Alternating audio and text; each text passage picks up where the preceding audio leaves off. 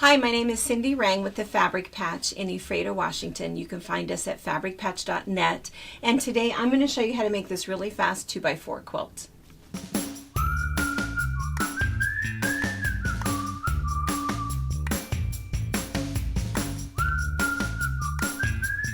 So this 2x4 quilt is, I think, quilt number 10 in our Quilt Club series for 2021.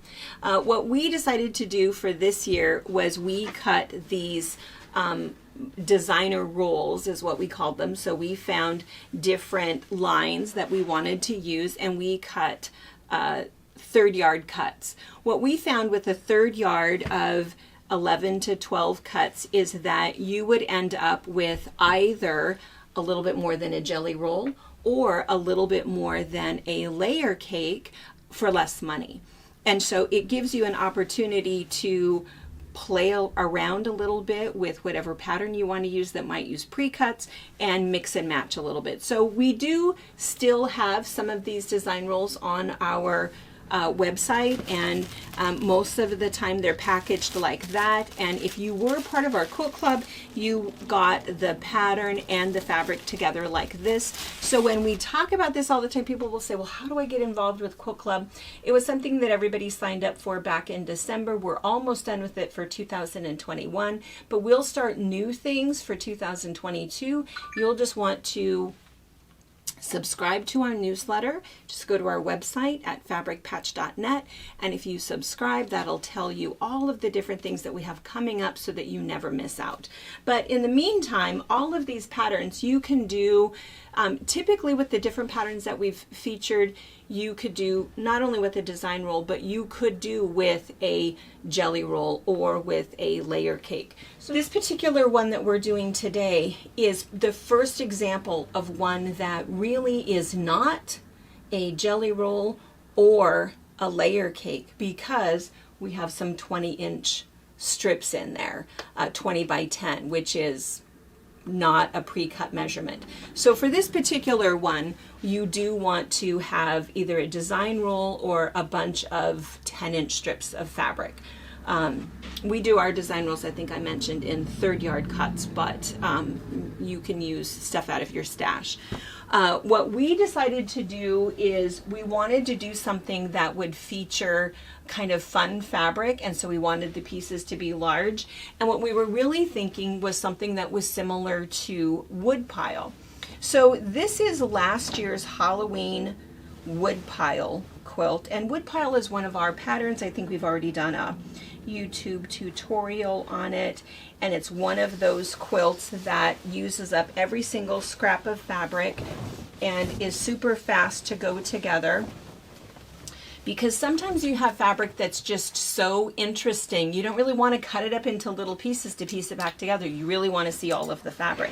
Well, this was one of those cases, and so you can see that this is the wood pile where we have just a bunch of squares and 40-inch strips of fabric. And for this particular one, I put a panel of Mr. Chillingsworth in there because he was the right size to be in the panel.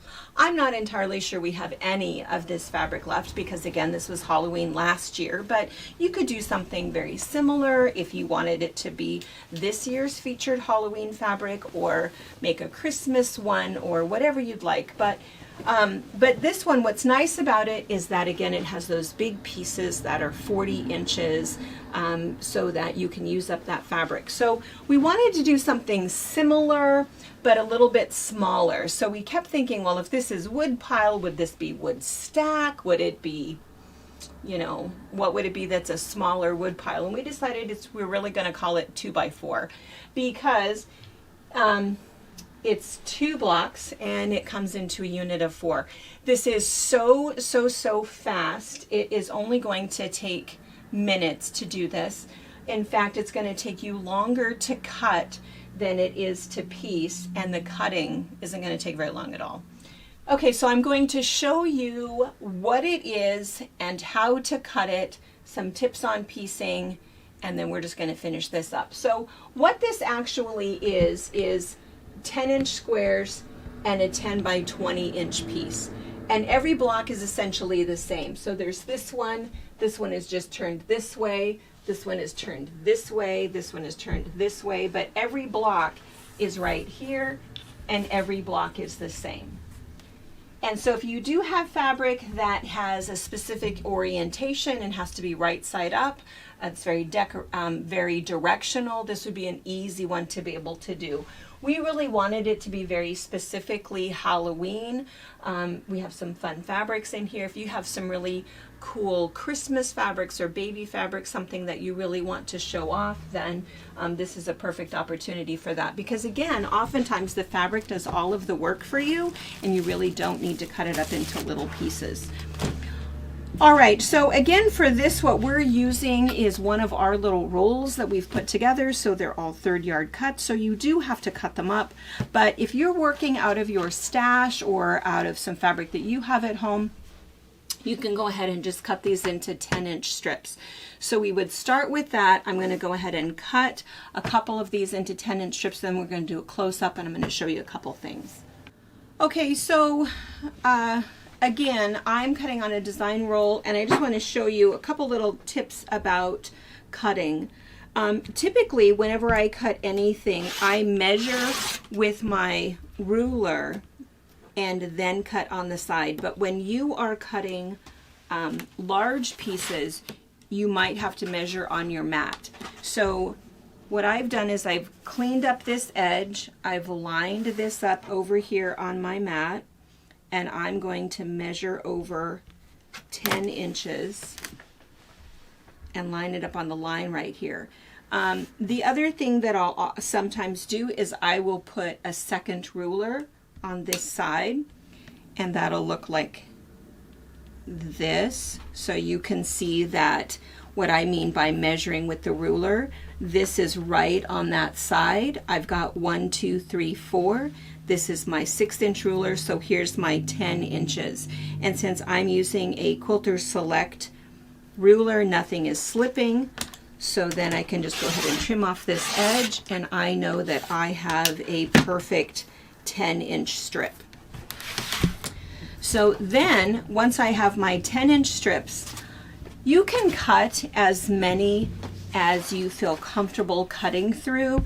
Oftentimes I only cut through 1 or 2 at a time, but it's kind of up to you. I think I'm going to cut through 2 just to be bold and brave. And so again, what I would do, and I'm going to go ahead and take my 12-inch ruler. I'm lining this up on my straight edge, and I'm going to cut off my selvage.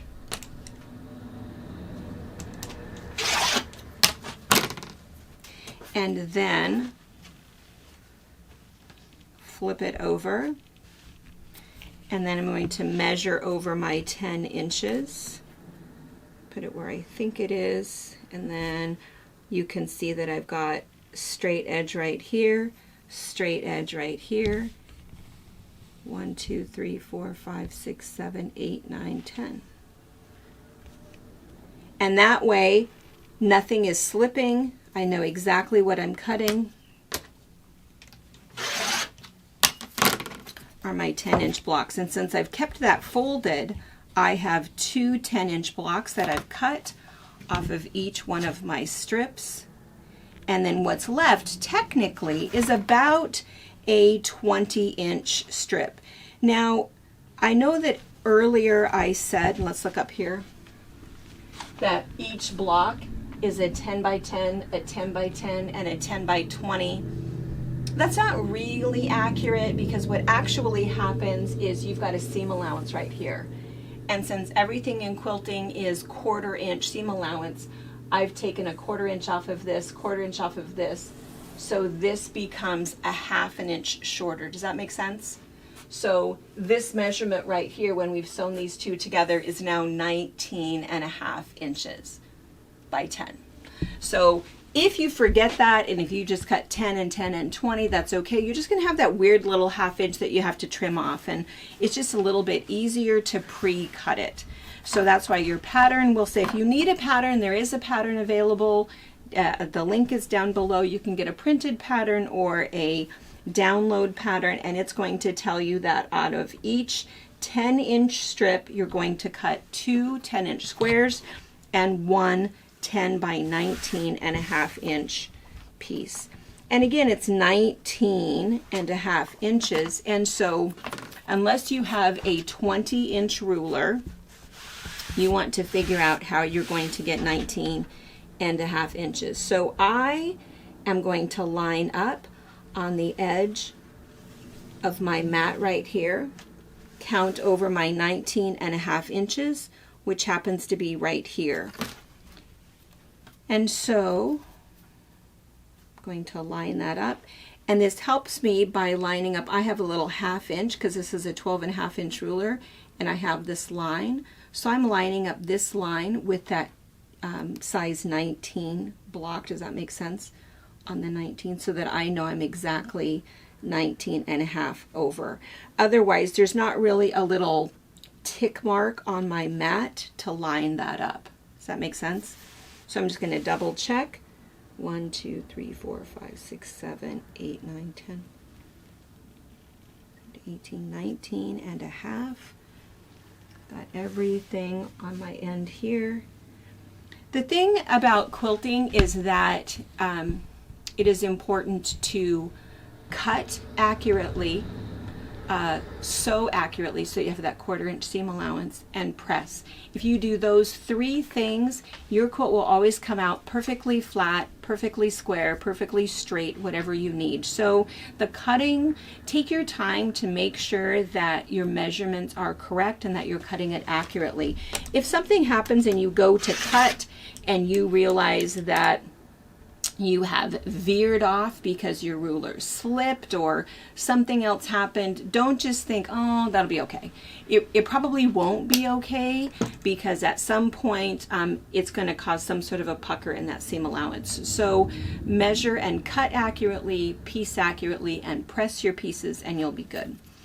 When you cut, this is the little bit of waste. So for each of your 12 pieces, you will have this tiny little piece left over that you can add to your scrap bin for something fun later. You can always also piece them all together and have some sort of kind of a fun border, maybe a binding. You might have enough left for one of those 2 things.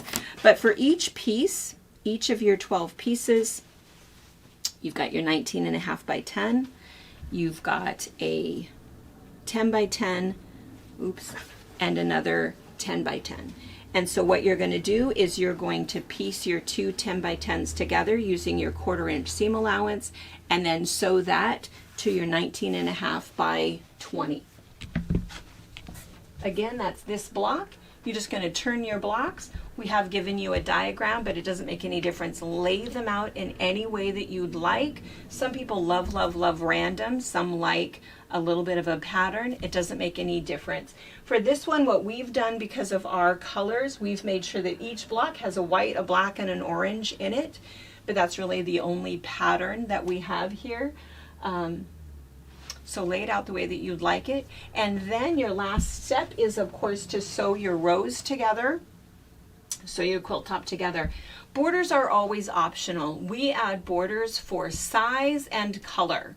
So what I find more often than not, I piece something together that I can use as a seasonal throw. So I might put it on the couch, I might put it on a bed, I might put it on a guest bed, use it in a car, all kinds of options to have a quilt about this size.